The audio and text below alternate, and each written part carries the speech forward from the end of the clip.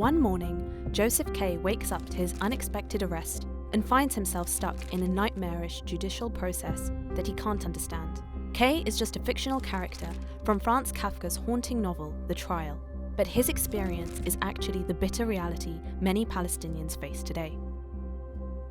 The writer's works inspired scholars to coin the term Kafkaesque, to describe processes that are so convoluted and cryptic that those who face them are forced to navigate them almost blindly, with little to no agency or control.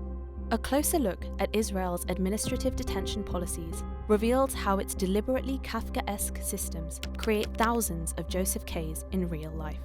Administrative detention is a form of preventative detention whereby people are held without trial or charge based on secret information. International humanitarian law only allows administrative detention to be used as a temporary, exceptional measure. Israel's sweeping use of administrative detention, it is holding several thousand Palestinians in administrative detention, many for prolonged periods, more than 50 years into its occupation, is unlawful. 17-year-old Musa al-Oridat, for example, didn't know the cause for his arrest when Israeli forces pulled him from his bed at 5 a.m. after raiding his home. Ahmed Qatamesh came to be called a prisoner of conscience after spending years behind bars without being granted a trial or convicted of any crime.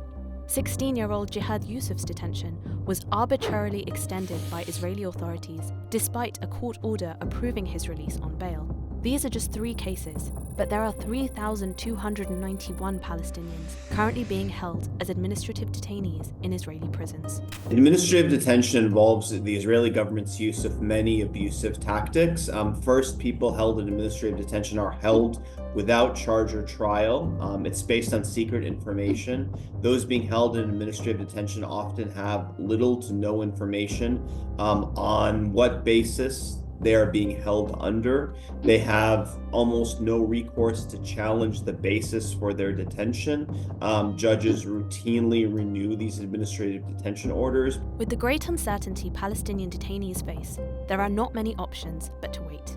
Yet some, like Maher al-Akhras, refused to accept indefinite ambiguity and held a 103-day hunger strike in 2020 to protest his detention without trial. Putting his life in danger, Maher was able to urge international organizations to call for his immediate release.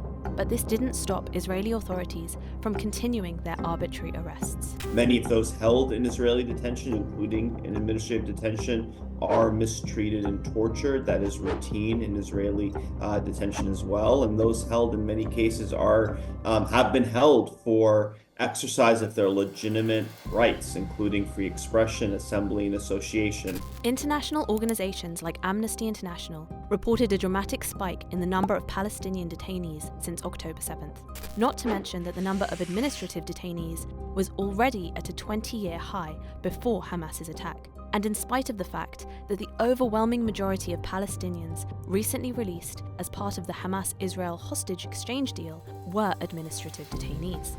This purposefully puzzling bureaucracy is not just limited to judiciary matters. It also overcomplicates even simple daily routines for Palestinians, such as going to work or shopping. In other words, Israel's Kafkaesque system has become a tool of apartheid by making even the most basic human rights unimaginable. And by fostering uncertainty and creating a myriad of administrative obstacles, it plunges Palestinian society into an even darker and more labyrinthine dystopia than what Kafka himself could have perhaps even imagined.